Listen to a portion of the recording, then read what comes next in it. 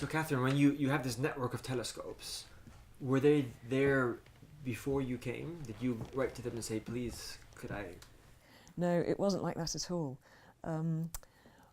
When I decided which countries I'd like to have observatories in, I got in touch with a colleague in each of those countries, a different colleague in each of those countries, and sought their help in identifying a short list of schools where the schools themselves would be enthusiastic about this as a scientific opportunity for their students, that were also reasonably dark at night and all those sorts of things. So I then visited these different schools and really made the choice with the colleague in each case of which would be a suitable school to go for.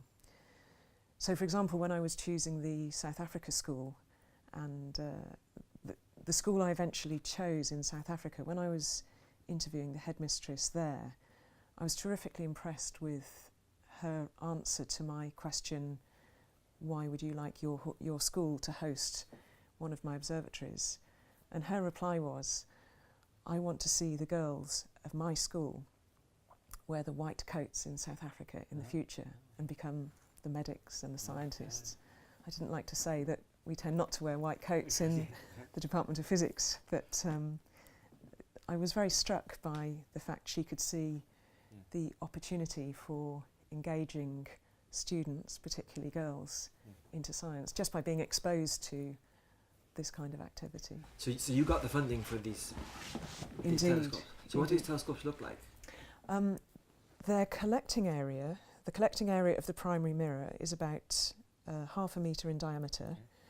So to help calibrate, that's a collecting area that's smaller than the area of the screen of the iMac in my office, on which I process all the data. They're Ritchie Chrétien design. They have trusses which they're carbon fibre, so that minimises thermal expansion because you don't want any flex in the system. The pointing precision has to be good to a few thousandths of a degree. So they're beautifully designed telescopes. Is that a picture of one? No. Yes, it is indeed. So that's actually the observatory at the school in India. Okay. So it's on top of the roof.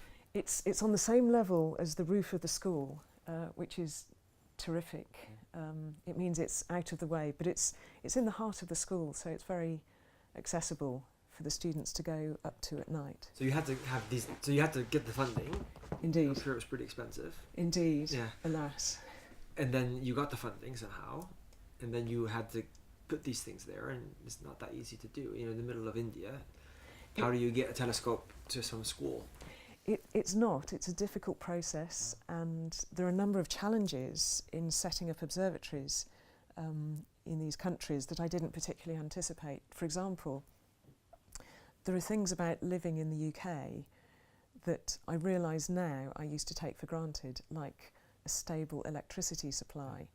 In India, that's been particularly difficult because there are power outages that go on for hours. Now that's normal life for people out there. For me, it's a bit of a pain. I want to access the computer during the day. I want to use the computer to control the telescope by night. So dealing with that has all been a bit tricky. It's been an interesting challenge. I've broken all my fingernails setting up the observatories, but we've done it and we're getting fantastic data.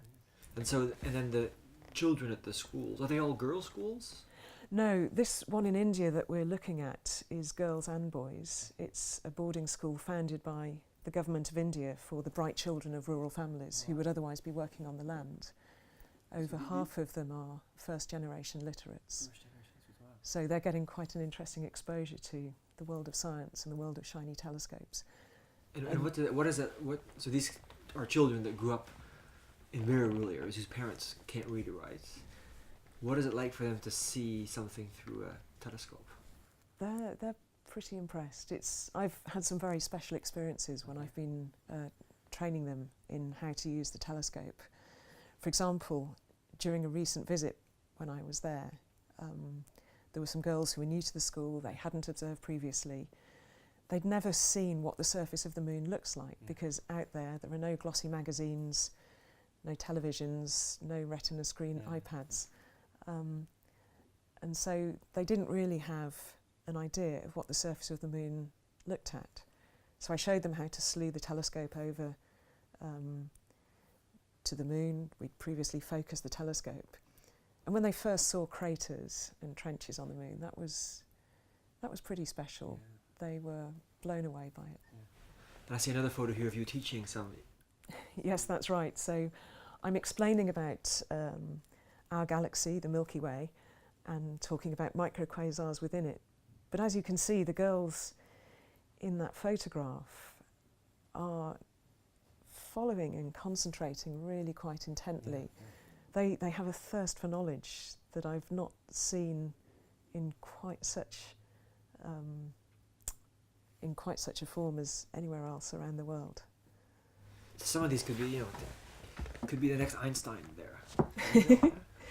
Who knows? Who knows what seeds are being sown in their minds? But I guess one characteristic that I see, so the telescopes are in very different cultures, of course, but there seems to be a universality of human response to the beauty of the night sky. It somehow broadens our minds and opens our eyes and lifts our spirits in a way that is the same the world over. But I guess the other characteristic that I see the world over is when you do give a bunch of teenagers a shiny telescope and they've got clear night skies, rather clearer than we have here in Oxford, they have great fun.